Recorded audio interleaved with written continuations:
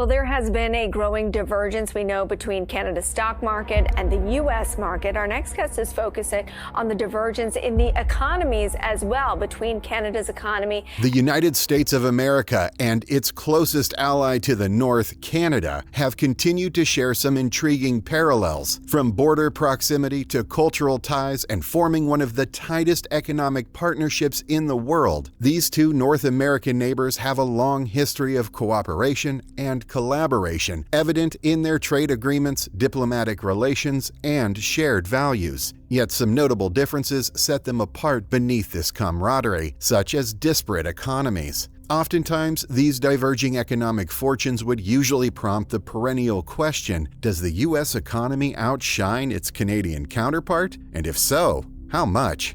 While both countries boast robust economies with diverse industries and skilled workforces, the United States economic juggernaut is head and shoulders above its neighbor to the north. With a larger population and a more extensive market, the U.S. economy benefits from economies of scale and a broader consumer base. This translates into greater business opportunities to scale and expand, driving innovation, investment, and job creation. As a matter of fact, Canada has persistently lagged behind the U.S. over the past few years, with the American GDP per capita growing 10 times that of Canada in a decade. In 2022 alone, the U.S. economy grew by a respectable 2.1%, while Canada's GDP barely inched forward at a measly 0.7%. Current data posits that the state's economy is growing by 4.9%. Meanwhile, the neighbors to the north have been left grappling with bewildering stagnation. According to the official website of the Organization of Economic Cooperation and Development, or the OECD, the potential real GDP per capita forecast from 2030 to 2060 is just 0.8% per annum. Canada's forecast is 20% below the US and 27% below the OECD average for the period. Economists have warned that these numbers aren't even capturing the full extent of the differences. For years now, this comparison has been likened to pitting a leading-edge fighter jet against a rickety biplane. But why is that? How is it possible that these two North American giants would be so close, yet so far away? What is the hidden truth to this imbalance, and which path holds the greater treasure trove? In this video, we discuss the unique dynamics between these two neighboring economic powerhouses, explain why the United States economy surpasses that of Canada, and unveil the underlying factors contributing to America's economic dominance over its northern neighbor. Following a technical recession, both countries are implementing similar measures to alleviate the economic downturn, such as use of interest rates and other monetary tools to manage the current inflation. Yet despite their geographic proximity and shared economic ties, the United States and Canada find themselves on vastly different trajectories. One key factor lies in the smoldering differences between the two economies. When it comes to economic structure, the United States is in a league of its own. The country boasts a diverse and robust economic landscape with a thriving private sector, innovative industries, and a highly skilled workforce. In contrast, Canada's economy is heavily reliant on natural resources, particularly oil and commodities. This dependency exposes Canada to greater volatility in commodity markets, making its economy more susceptible to fluctuations. The U.S. is an absolute force when it comes to economic diversity, boasting a wide array of sectors that contributed to a staggering $27.3 trillion GDP last year. From the cutting-edge tech giants of Silicon Valley to the industrial might of the Rust Belt, the American economy is a well-oiled machine firing on all cylinders. The U.S. is also a reputable home to global tech titans like Apple, Google, and Microsoft, companies that are constantly pushing the boundaries of what's possible. In fact, the country accounts for a whopping 35% of the world's total research and development spending, dwarfing Canada's meager 1.6% contribution. Canada, on the other hand, relies heavily on its natural resources sector, with industries like oil and gas accounting for a disproportionate 8.2% of its GDP. But it's not just about the industries themselves, it's about how they're organized and supported. The U.S. is a global leader in fostering innovation and entrepreneurship, with a staggering 5.49 million new business applications filed in 2023 alone. This is largely thanks to a business-friendly regulatory environment, access to vast pools of capital and a culture that celebrates risk-taking and ingenuity. Canada, while certainly no slouch in the startup scene, simply can't match the sheer scale and intensity of the American entrepreneurial spirit, coupled with a very conservative dynamic that sends new businesses through the ringer before they get a chance of approval. Creative destruction is an economic terminology for the disappearance of business over a given period. Owing to this uptight business environment prevalent in Canada, there is a reported surge in creative destruction in the country, with an average of 96,548 businesses disappearing from the 100,475 created over the past 10 years. However, the most compelling evidence of the U.S. economy's structural superiority lies in the sheer size and influence on the global stage. With a GDP of $27.3 trillion, the United States is indubitably the world's largest economy, accounting for nearly a quarter of global economic output. While certainly punching above its weight, Canada has a GDP of $1.928 trillion, a respectable figure, but a mere fraction of the American economic juggernaut. Another quagmire stagnating the Canadian economy relative to its southern counterparts is the issue of household debt. Sure, both nations have their fair share of debt-laden households, but when you peel back the layers and crunch the numbers, it becomes clear that American families are navigating these choppy waters with far more skill and resilience. In 2022, the average Canadian household was saddled with a staggering $1.83 debt for every dollar of disposable income. In contrast, American households had a more manageable debt-to-income ratio of 1.27.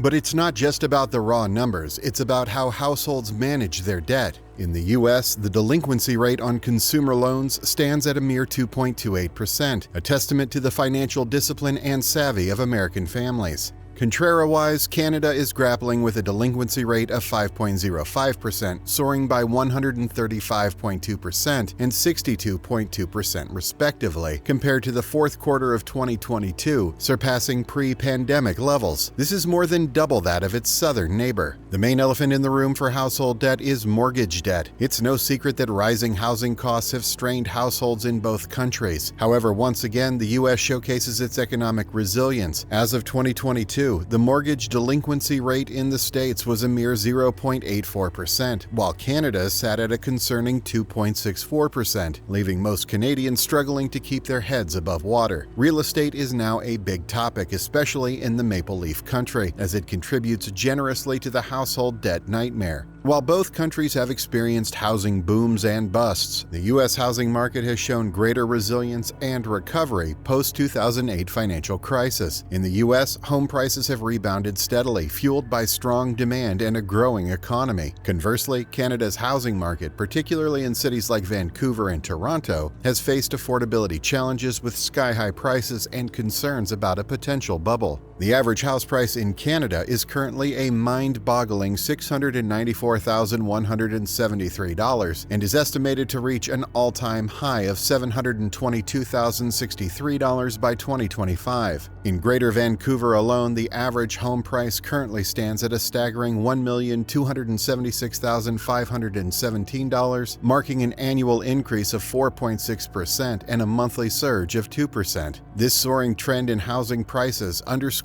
the region's intense demand and competitive real estate market. On the other hand, the city of Toronto paints a similarly striking picture, with an average home price reaching $1,072,528. This figure reflects a remarkable monthly spike of 12%, albeit with a modest year-over-year increase of 0.1%. The median home price in Toronto has surged even more dramatically by 16.7% monthly, reaching $875,000 and demonstrating a 2.9% uptick year-over-year.